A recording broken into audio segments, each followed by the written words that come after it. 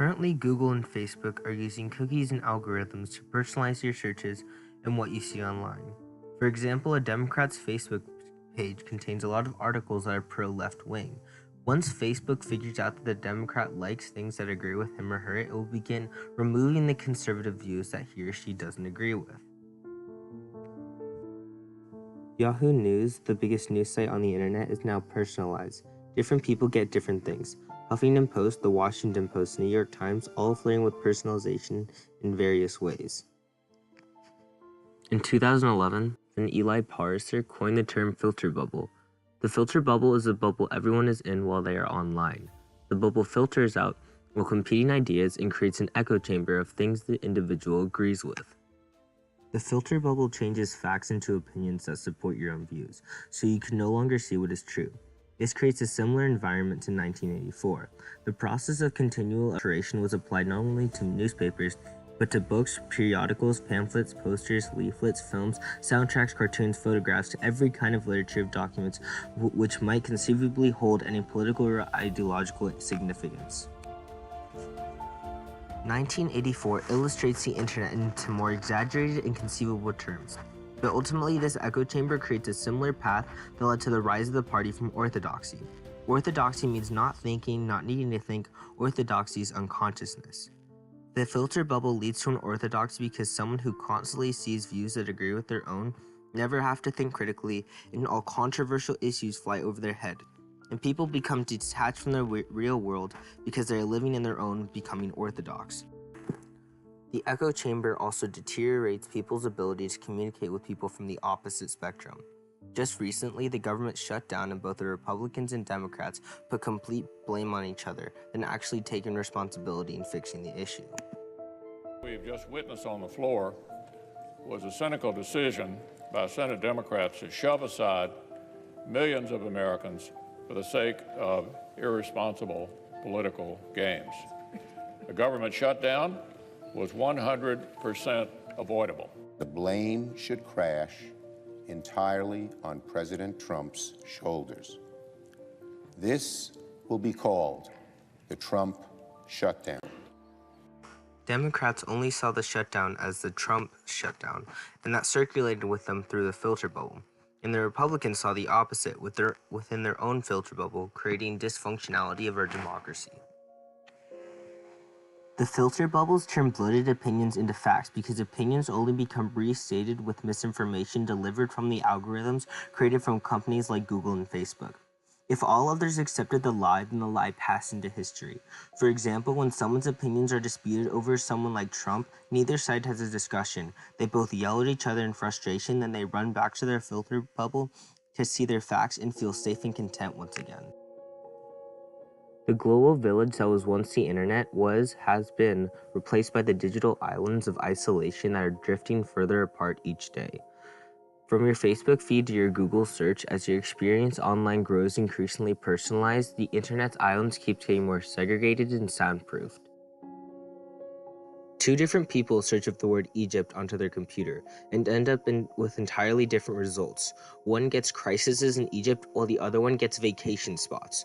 1984 states, "The best books are those that tell you what you know already, because we like being affirmed in our ideas, but we never learn anything if everything we see agrees with us." Perhaps most worrisome is the advance of anti-vaccine narratives across the web. The explosion of dubious sources has allowed them to propagate wildly undeterred by the debunking of the popular press. The filter bubbles allow for entire groups of people to remain ignorant to massive facts that the entire world accepts. What's even more troubling is that during the 2016 presidential election, almost the entire Democratic Party was convinced Hillary Clinton would win by more than a landslide. On November 7, 2016, the day before the US election, Mustafa compared the number of social media followers, website performance, and Google search statistics of Hillary Clinton and Donald Trump. Mustafa was shocked when the data revealed the extent of Trump's popularity, yet the story never made it into Mustafa's Facebook newsfeed. Mustafa asked many of her liberal New York friends, and they all said they'd never seen it. People placed an entire party into an echo chamber. The filter bubble took the democratic view away from the facts and pointed them towards affirming opinions, making them blindsided for 3 months and shocked at the result of the election. For someone to be able to break away from the filter bubble, you first have to understand how the bubble works. Google's filter bubble has 5 different ways it personalizes your search. First is location, where your immediate location is, so Google can give you reference to stores nearby and local news. Second is search history. Google creates a personalized profile for every searcher based on their browser history, search history, and SERP clicks, and substantially alters the search results we see based on our interests. Third, social media, where Google looks at the information you put into social media and also what your friends look up and do online. Fourth is devices. Google looks at the devices you are using, like the difference between a computer and a phone. Google will give you a more straightforward answer on a mobile phone because people want quick answers, while on the computer, people normally want more in-depth answers. Fifth is other Google products, because you put a lot of personal information into those apps and devices as well. On the other hand, most personalized filters are based on a 3-step model. First, you figure out who people are and what they like. Then you provide them with the content and services that best fit them. Finally, you tune to get the fit just right. Search engines are only personalized to make your experience online more memorable. So, your identity shapes your media. There's just one flaw in this logic. Media also shapes identity, and as a result, these services may end up creating a good fit between you and your media by changing you. If we continue on our path of ignoring the filter bubble that has caused all these problems, then Democrats and Republicans will continue to go farther apart and both will begin to fight each other more harshly than ever, which will ultimately destroy our idea of a democracy because cooperation to solve an issue will no longer be in anybody's mind, just hatred and blame for the opposite party.